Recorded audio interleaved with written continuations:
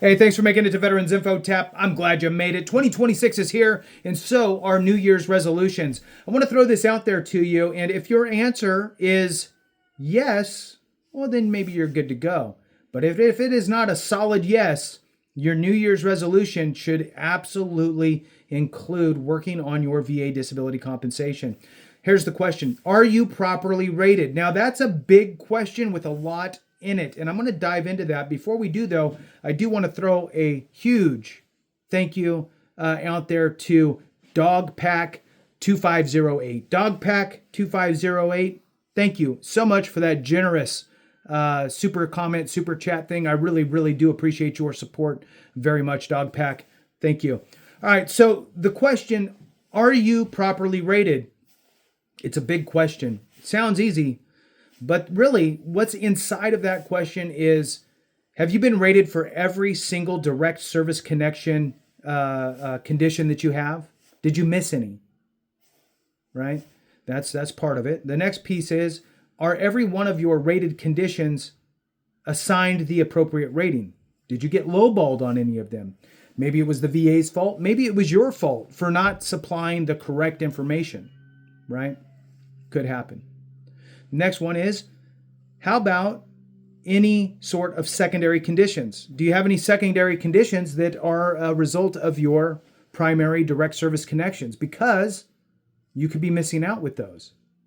The next piece would be, are there any presumptives or TERA type conditions that could be implemented into your service connections, right, for your disability compensation?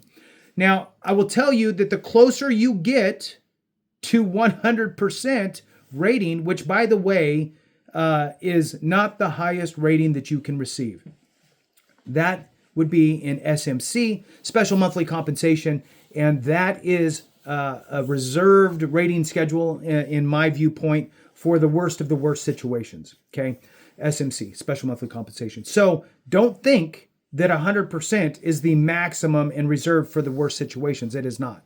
So 0 through 100% is the standard rating schedule that really includes every single person that served in the military with not a dishonorable discharge. So that question is huge. Now, if you answer yes, you know for a fact you are absolutely golden with your VA disability compensation, and you are set up and everything is great. Good. If not, reach out to us. We're happy to help you understand the nuances of the VA as it pertains to your specific situation. We are evidence-based VA claims. We created this organization to help you help yourself with the VA disability claims process. Now, we always recommend go work with for those that don't know, I have a rooster. His name's Stan. He's a rooster. He does rooster things. Anyway, so we always suggest work with a free accredited rep if you can find one. Go that route and do what you have to do. However, not everybody has the same access to the same caliber of individuals to help them with their claims. So therefore, we are stepping in. Why? Because we do not want you to go to a pay 5 times the amount of your increase sort of place. Okay. So come to us. We're happy to help. We'll do a free email consultation, and then we will absolutely guarantee that you will either get an increase or you'll get a new rated condition, whatever it is. We guarantee that you will have some positive movement in your VA disability compensation. Now, the closer you get to 100, the harder it is to get there. And not everybody will be 100% today, right? However, many of you out there are underrated. That is a fact. The second piece here is the longer you live, the more likely your rating will increase. Why? Well, increases in severity will lead to increases in disability. And also, you could develop secondary conditions. These secondary conditions can also be rated with the VA. There's a lot of misperceptions out there in the VA disability compensation world. One of those is I would have to prove that the military caused my problem, and I don't have that sort of proof. That is not true. You don't have to show that the military caused the issue. Now, if that's how it happened, you probably do have proof. But let's use, I love to use the example of migraine headaches, because how did you get them, right? You joined the military, you had no migraines. 3 years in, you started getting migraines. Okay, this is a situation that you can't really point to anything specific in some cases. Now, I mean, if you were, sniffing jet fuel the whole time, right? Your job was some sort of fueling stuff. Well, maybe then there's a correlation, right? Or causation that could be utilized for the nexus. Maybe TBI, maybe artillery or mortar blasts over and over and over again. Maybe that could be used. But what if you weren't in one of those MOSs, right? Or AFSCs? Well, then it just manifested. And really, this is what the VA is saying when it comes to your disability compensation and getting a claim awarded. What they're not saying is, prove to me that only the military caused this. You have to prove that the military caused it. That is not what they're saying. What they're saying is, it's much broader, right? Because the VA is so nuanced, everything is nuanced. So what they're saying is, okay, whoever you are, veteran X, prove to the VA, prove to us that you, in your condition, right? Your condition either manifested during your time in service, or is a result of your time in service, or was made worse by your time in service. So there's really kind of 3 avenues into it. Now, you can also couple in there things like presumptives, where the VA is just taking the responsibility from exposure. And that would be kind of another way. But really, if you were to take one of those things that I said, really the one you want to focus on is manifested during my time in service. Okay? That is really what they're looking for. Show me that your condition showed up during your time in service, however it showed up, whether a Humvee rolled over on your leg and destroyed your leg, or you just started getting migraines out of the blue. Now, the problem comes when we can't provide evidence that in our time in service, that specific condition started, right? So again, we'll use migraines. Migraines are a classic example for veterans because, one, what'd you do when you had migraine? You would go to your medic or your corpsman and you'd say, hey, do you got any Motrin? They'd hand you some Motrin and you move on. And that behavior was kind of cemented over time, right? Every time you go to the corpsman or the medic, they give you Motrin, you move on. Then when you weren't there, you just went to the grocery store or the gas station, you bought some Motrin or Advil or whatever it was, and you started taking that, and that behavior just became learned, that this is how you deal with it. And then you get out of the military and, oh, by the way, you never documented it while you were in. Now, there is a small chance that you may have self-attested to it, and this is why it's so important that you order your military service treatment records. You can do that with your SF-180 form. That's standard form 180. And you can order your military records. There might be an annual physical health assessment or your final physical health assessment as you were exiting the military. And maybe, just maybe, you were honest. And maybe, just maybe, you marked a few yeses. I've experienced these problems.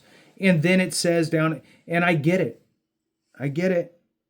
The 20-something-year-old you was like, oh, if I say yes, then I got to answer it down at the bottom and write more about it. I just want to get out of this. So maybe you didn't, but maybe you did. And maybe you wrote in there, yes, migraines, yes, swollen, painful joints, yes, back pain, yes, heartburn, yes, whatever, right? And maybe you said a few yeses. And then you articulated it a little bit in the space below. If you answered yes, write out anything. And then that form was then signed by, I don't know, in 04, 05, some sort of a physician or what have you, who signs off on the form and goes into your service treatment records. So this is a piece of medical evidence of you complaining about a problem during your time in service. Huge, huge. You didn't get diagnosed, but you complained about the problem, and that is super solid. Now, if you didn't document anything while you were in, it's not the end of the road. You still have a chance for service connection. It's really about the story and does it make sense, especially if it gets pushed to the Board of Veterans Appeals, to a law judge who's going to read through it. If the story makes sense, right? Like migraines. Migraines is, again, a classic example of a make sense situation. Well, during my time, and here's an example, right? And it's almost the same story for everybody who has experienced migraines and is diagnosed for migraines. During my time in the service, it was frowned upon to go to medical for anything. We had to be ready and going. Otherwise we were labeled as limp whatevers and sick bay commandos and whatever else, whatever other words, right? And so it was really discouraged. However, we did have a medic or a corpsman that was assigned to, our platoon or whatever. And during my time in, it was about X number of years in, I started to experience migraines, and I would go to my medic and I would just ask them for Motrin. They'd give it to me, and that was okay. Nobody cared that I did that. So I did that.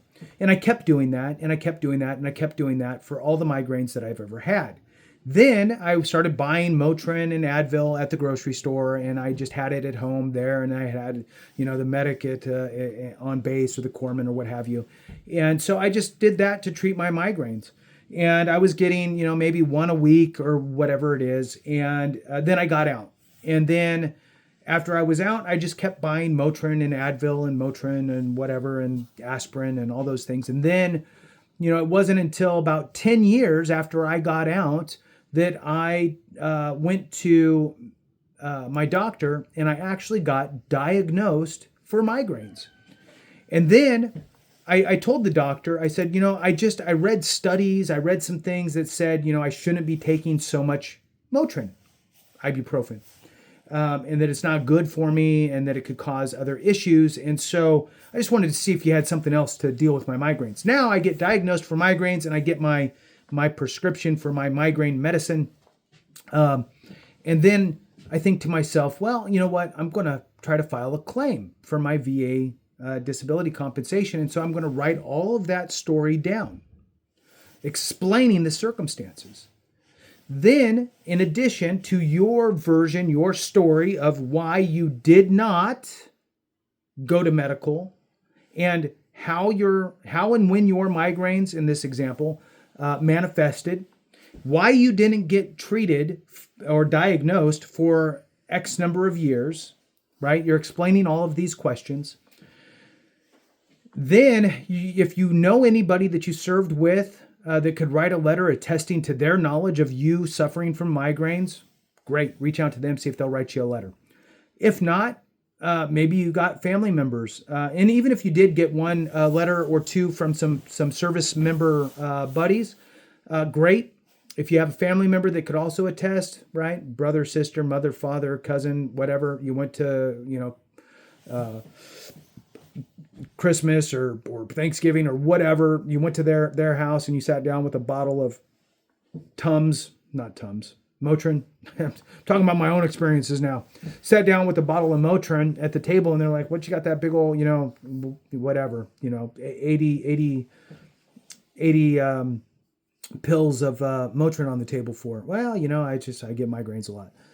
So then they could write the letter attesting to their knowledge and their circumstances surrounding that during your time, during your leave, and they can attest to that. Then, in addition, you would want to work with your doctor, the one that diagnosed you. If they can, great. If they can't, won't, or they don't understand exactly what you're looking for, reach out to AME, American Medical Experts. They're board certified doctors, and they can put together a solid nexus letter for you that describes your condition and gives all the rationale behind it and how it is at least as likely to have manifested during your time in service. This is key medical evidence. So you have lay evidence, which is everything else, all the statements, and then you have medical evidence. You're going to combine those two things, and that's going to go with your claim. Now, if you have that self-attesting physical health assessment where you may have checked the box that said migraine headaches or headaches, that would also be evidence that you'd want to submit, and that makes it super solid. So, and you would just want to share that with your doctor. You may or may not need a nexus letter. I would personally err on the side of I do, just to double down, because I didn't have a diagnosis, but I did complain about it, and that would help with the rationale on the nexus letter from a medical provider to go ahead and go in there. It's so important to get it right the first time so you don't have to go back and undo any mistakes. It makes it so difficult.